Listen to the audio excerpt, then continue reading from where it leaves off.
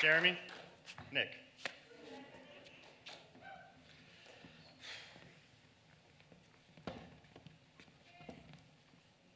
I stayed here. Not all at once, not with certainty, just long enough to make it real. In the Annapolis Valley, the land remembers things like that. It remembers who stays and chooses to walk the land instead of just passing through it. Apples grow here, and I wait. I stay through bad springs and late frosts and years where nothing seems to work.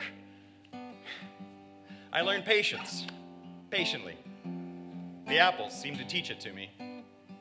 And the orchards watch. They watch me. They watch me year after year do the same work again.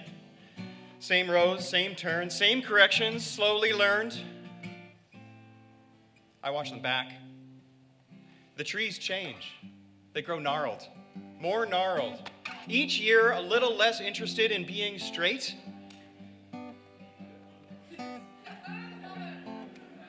But they keep standing. The barns here, they lean. Have you ever noticed that? Each year, they lean a little more each season. They keep standing. They don't fall down. They just lean and lean and lean. And eventually, the nails start to hold out of habit, and the wood starts to remember the weather, and the walls stay up because they just always have. And the Bay of Fundy goes in and out and in and out twice a day, every day. It does this whether I am watching or not, yet I find myself watching more often than not. I walk the dikes. I walk them again. I walk the same places, the same breaks, not for any good reason, not to stop the tides, just to stare at all of it. I didn't arrive here knowing this is how it worked. I learned it by staying when nothing happened, by staying through days that felt the same, by staying through boredom stretched so long. My habits slowed. They slowed again. They slowed so much I stopped noticing, and my language started to soften. It softened a little more, and eventually my sense of time stopped belonging to me, and it started belonging to the weather and sunlight and seasons, each repeating.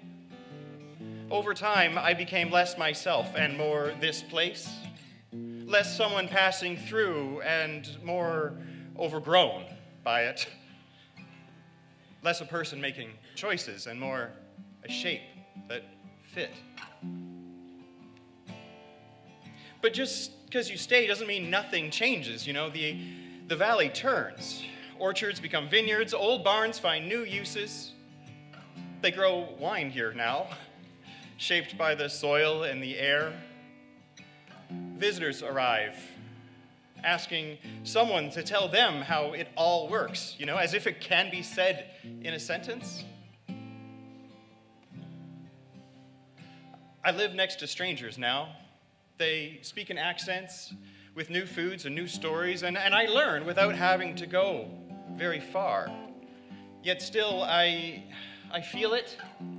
This quiet sadness of the turn not taken, the wondering what might have been if I had crossed oceans, or wandered the streets of the Eiffel Tower, if I had got lost in the lanes in Lisbon, or stood in the crowds at Shibuya Crossing, or just learned how to order coffee in a language that's not mine.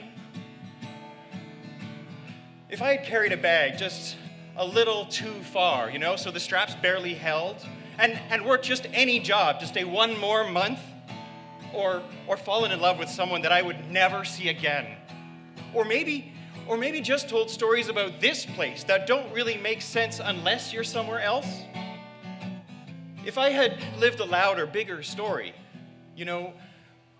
one that proved I had gone far enough to come back changed.